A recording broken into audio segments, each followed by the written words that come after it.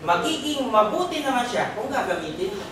Donasyon sa iglesia, opo, sa mga kapatid, tutulong, nagiging maganda. So, depende sa nagmamay-ari ng property, kayamanan o pera. Opo, kasi kaya nagkakagaling yung tao, nababago ng pera, natatalo sila ng faith. Dapat isaksak sa isip ng tao, kaya ka binigyan ng Diyos naman ganyan, kaloob ng Diyos sa iyan, para i-share mo rin. Opo, kaya nababago talaga yung tao. Sana po, nasagot yung kay Sister Daisy. Ano po? Ay, brother. Ano po yung halimbawa ng pagsamba sa pera? Pagsamba sa pera. Yun po yung parang ipinapalit na ng tao yung mga panahon, yung mga bagay na para sa Diyos kumpara dun sa tinatawag na panglupa. Yun nga yung labanan ng dalawang temporal versus eternal wealth. Ano po? Pag ang tao, kasi may mga ganun, sino ba sample sa Bible? Si Demas. Ang sabi ni Pablo, ay iniwan ako ni Demas sapagkat, ayun, inibig niya ang sanglibutan. Mabigat yung paratang ni Paul na inibig yung sanglibutan. Hindi natin alam kung ano yun. Minahan ba niya yung pera?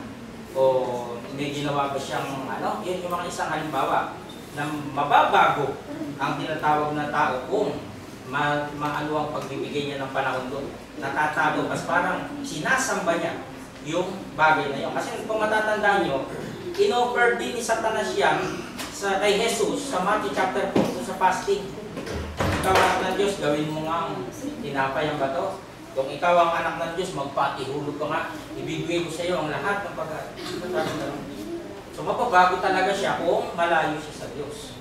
Kaya nga sa ating mga Kristiyano, tinuturo, paano mo i-handle ang hawak mong property, pera o anuman, na yan ay may bahagi pala dyan sa mga kayamanan panlupa na yan, yung iyong kapwa. Kaya binabanggit natin, maganda sana kung mayaman ka na sa lupa, ay mayaman ka pa sa langit. Ano po? Kasi may tutulong. Sige po kay Sister Raquel. Yung ano po, ito po sabi niyo yung money is root of all evil. Meron pong bago pa doon love of money. Love of money. Is root of all evil. So hindi lang po yung pera, yung hindi yung love. Yung hindi mo na Opo, yung parang sinambanan. Kasi maraming tao po ang naging ganyan na minahal na nga nila yung kanilang mga pag-aari. At nakikita natin sa mga Hollywood stars, na bumabagsak ang tao kapag ganoong nakakalimutan nila yung missing link sa buhay nila. Walang iba kundi ang Diyos. Diba si Solomon? Mayaman siya, nasa kanya na lahat. Pero ano yung binanggit niya sa Ecclesiastes? Diba? Na alalahanin ng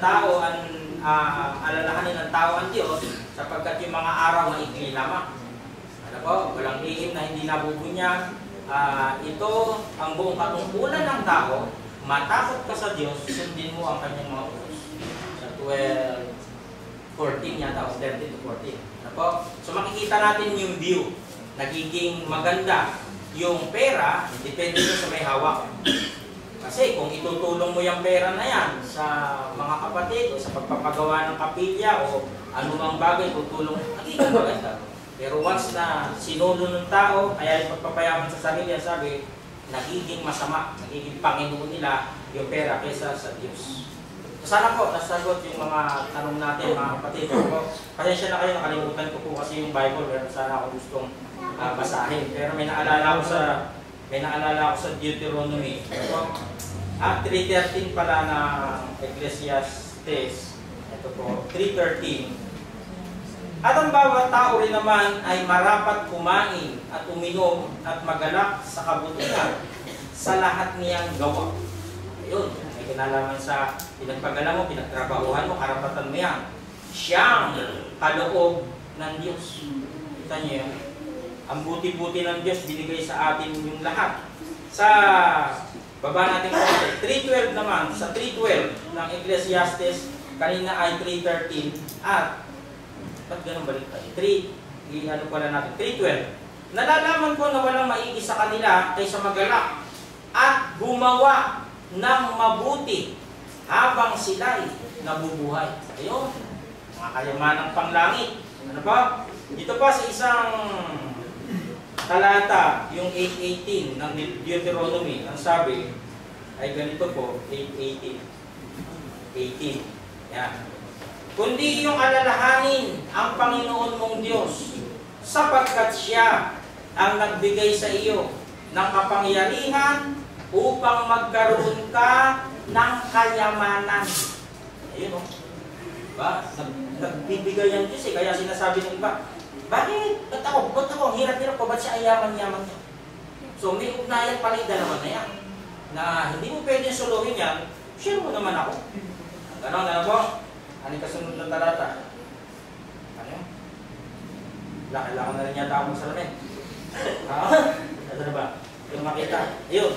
Kundi yung alalahanin ng Panginoon mong Diyos sapagkat siya ang nagbigay sa iyo ng kapangyarihan upang magkaroon ka ng kayamanan, upang kanyang papagtibayin ang kanyang tipan na kanyang sinumpa sa iyong mga magulang gaya ng sa mga araw na ito.